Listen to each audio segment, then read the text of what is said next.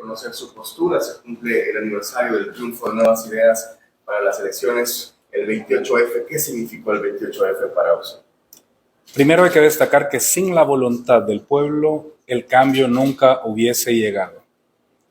Otros tuvieron el poder por mucho tiempo y no lo aprovecharon para hacer leyes justas, para cambiar la realidad del Salvador. Pero lo que ocurrió hace 2 años, el 28F, confirma algo fundamental, que el pueblo salvadoreño le dio el respaldo a la gobernabilidad del presidente Nayib Bukele.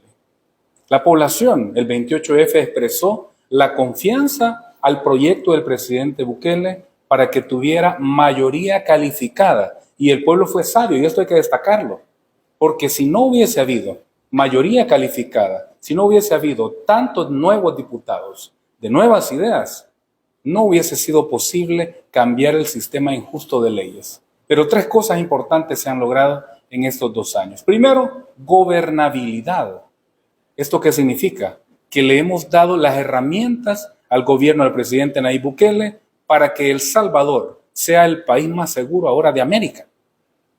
Esto es importantísimo para que el sistema de salud se transforme, para que el sistema educativo se transforme, para que El Salvador tenga la mayor inversión social de su historia y la mayor inversión en obra pública. Todas esas herramientas se las hemos dado como nueva asamblea. Cuando usted ve una nueva computadora que recibe un niño, una nueva escuela que se construye, un nuevo hospital como el Hospital Sacamil que se levanta, Hospital El Salvador, el combate a la pandemia, el combate a las pandillas, las herramientas para que el gabinete de seguridad esté protegido y con la fuerza necesaria para hacerle frente a las pandillas y derrotarlas.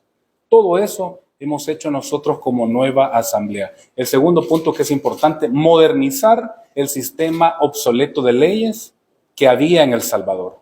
Todavía hay leyes obsoletas que debemos modificar, pero en estos 2 años hemos logrado cambiar muchas leyes injustas y hemos logrado aprobar leyes que esperaron décadas los salvadoreños. Me refiero, por ejemplo, a la ley del agua, que es una ley importantísima porque garantiza que no se va a privatizar este recurso tan valioso para El Salvador.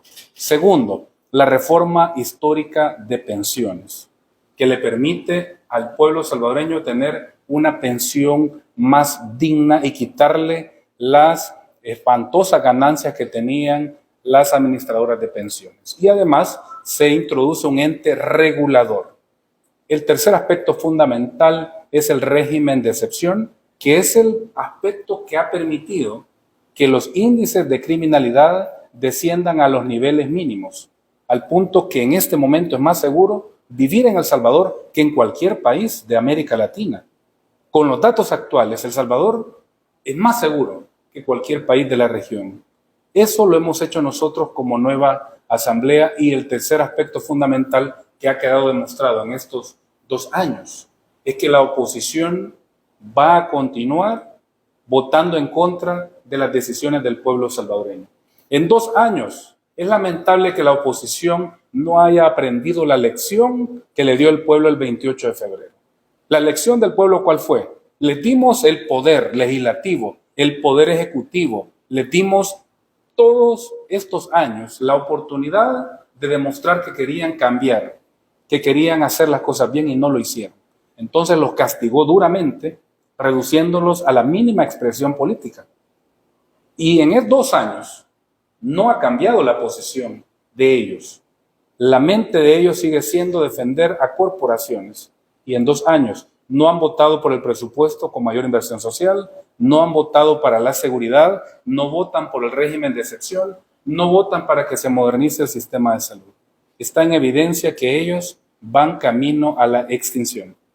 Diputado, también el 28F se confirmó y se acabó con la corrupción en la Asamblea Legislativa, ONG fachada, el financiamiento para sus propios tanques de pensamiento, entre otros, las plazas fantasmas. Hay que decir que cada comisión dentro de la vieja asamblea estaba secuestrada por actores que tenían mucho interés dentro y fuera del país. Y me refiero a mafias que tenían repartido el negocio en la Asamblea Legislativa. Por ejemplo, en el sector transporte, en la Comisión de Obras Públicas. Esa comisión estaba controlada por grandes empresarios del transporte que financiaban a los viejos políticos. ¿Para qué? Solamente para que les dieran subsidio. Más de 50 millones de dólares les dieron en los últimos 10 años, solo para subsidio. ¿Y ese dinero en qué bolsillos terminaba? En muchos de los exdiputados. Recordemos que ellos respondían a sus financistas.